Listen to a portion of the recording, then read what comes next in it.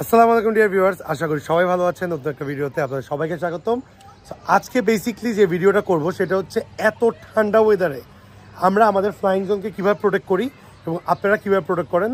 So চলেন আমরা ভিডিওটা শুরু করি। এবং অ্যাট দ্য মিন টাইম আপনারা দেখতে পাচ্ছেন আমাদের সুন্দরীকে।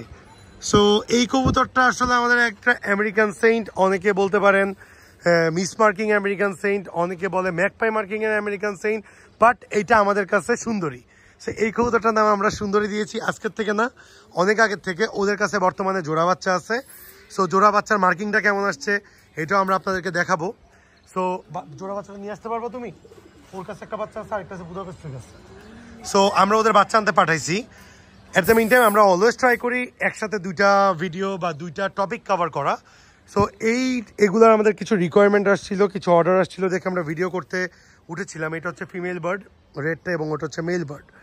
সো এদেরকে আমরা দুইটাই হচ্ছে মিস মার্কিং, তো আমরা এদেরকে জোড়া দিছি কেমন বেবি আসে দেখার জন্য। সো ফার্স্ট টাইম আমরা ওদের জোড়া বাচ্চা পাইছি। সো ওদেরকে জোড়া বাচ্চা পাইছি এবং এই জোড়া বাচ্চাটা আমরা আনতেও পাঠাইছি নিচের থেকে। ওরা একটা বাচ্চা করছে এবং সিঙ্গেল আরেকটা বাচ্চা বুদাপেস্টকে দিয়ে করাইছি, যেহেতু আমাদের কাছে স্কোপ ছিল। সো ওদের বাচ্চা একটা আসছে ফুল হোয়াইট, আরেকটা কি আসছে আপনারাই দেখবেন। At the mean time baby আস্তে আস্তে আমরা দেখাচ্ছি আমাদের ফ্লাইং জোনের কি অবস্থা। কালকে রাতের বেলা আমি নিজে 5 মিনিট ছাদে থাকতে পারিনি, এত ঠান্ডা ছিল। আমি হুডি পরেছিলাম, হুডির উপরে জ্যাকেট পরছিলাম, জুতা পরা ছিলাম, মোজা পরা ছিলাম, কানটুপি পরা ছিলাম। সো এত কিছু করার পরও আমরা আমাকে প্রোটেক্ট করতে পারিনি। সো এই যে দেখেন ওদের বাচ্চা চলে আসছে, ওদের বাচ্চাগুলো এখানে ছাড়ো, ওদের সাথেই ছাড়ি। সো ওদের বেবি কেমন আসছে আপনারা দেখেন। একটা আসছে পিওর হোয়াইট এবং আরেকটা আসছে অ্যাস্ট্রেট টাইপের। জাস্ট ওয়াও, মাশাল্লাহ। দেখতে পাচ্ছেন ওদের বেবিগুলো কতটা সুন্দর আসছে। মেল এবং ফিমেলের কাছে এই বেবিটা আছে, এই বেবিটা আমরা বুদাপেস্টকে দিয়ে করাইছি।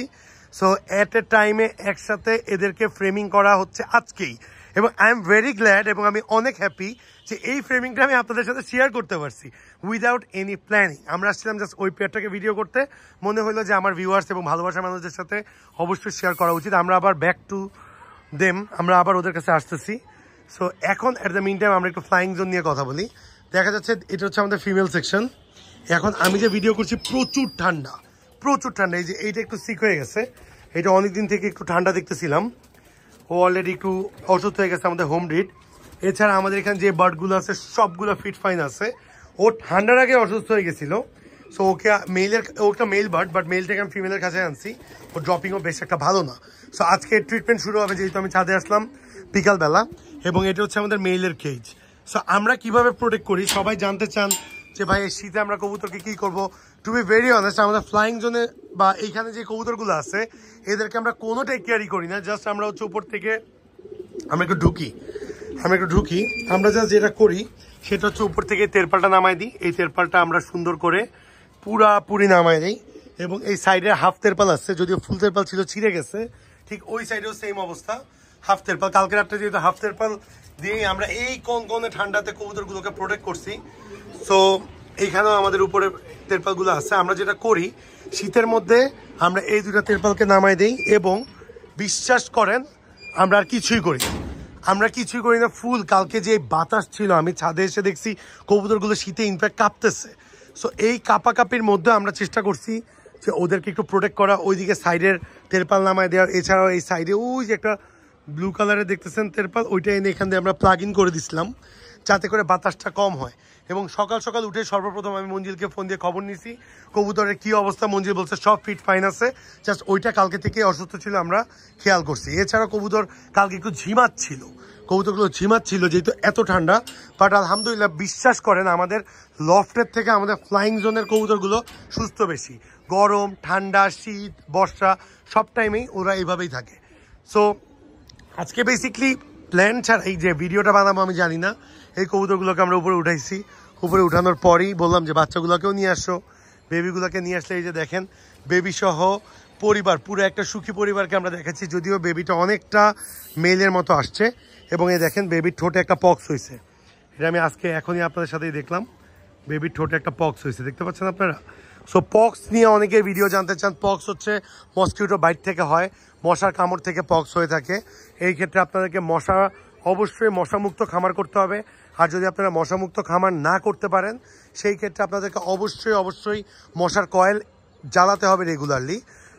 আর যদি পক্স হয়ে যায়, যেমন ওর একটা সিম্পল পক্স হয়েছে, সেটাতে আমরা কিছুই করবো না। অনেক সময় দেখা যায় কবুতরের পায়খানার রাস্তায় পক্স হয়, যেমন আমি আপনাকে ধরে দেখাচ্ছি এই বেবিটা, ওদের কি হয়েছে নাকি। অনেক সময় এই ক্যামেরা ধরো, অনেক সময় কবুতরের ঠিক এই পায়খানার রাস্তায় পক্স হয়। এই যে দেখেন ওটা ক্লিয়ার আছে, ফোকাস করো, ওটা ক্লিয়ার আছে। সো এই জায়গায় পক্স হয় এবং অনেক সময় ঠোঁটের চারপাশে পক্স ভরে যায়। সেক্ষেত্রে আপনারা যেটা করবেন, মানুষের একটা ওষুধ পাওয়া যায় সেফোটিল 250 mg, সেফোটিল 250 mg হাফ করে সকালে দিবেন না, বিকালে একবেলা করে টানা 7 থেকে 10 দিন দিলে সব শুকায় পড়ে যাবে। আবারও বলতেছি, CEFOTIL, সেফোটিল 250 mg 250 mg হাফ করে দিবেন। যদি ওটা একটা অ্যান্টিবায়োটিক, ওইটাতে আপনাদের দেখা যাচ্ছে যে খুব সুন্দর কাজ করে। সো আমাদের এই কবুতর জোড়াটা কেমন লাগলো এবং আমাদের যেই টিপস দিচ্ছি বা এই জোড়া বাচ্চাটা কেমন লাগলো অবশ্যই আমাদেরকে কমেন্টস করে জানাবেন। কে কোথা থেকে আমাদের ভিডিও দেখছেন অবশ্যই কমেন্টস করে জানাইলে আমরা প্রতিটা কমেন্টসের রিপ্লাই দিব। Thanks a lot being with us, thanks a lot being with Niloy Chowdhury. আসসালামু আলাইকুম।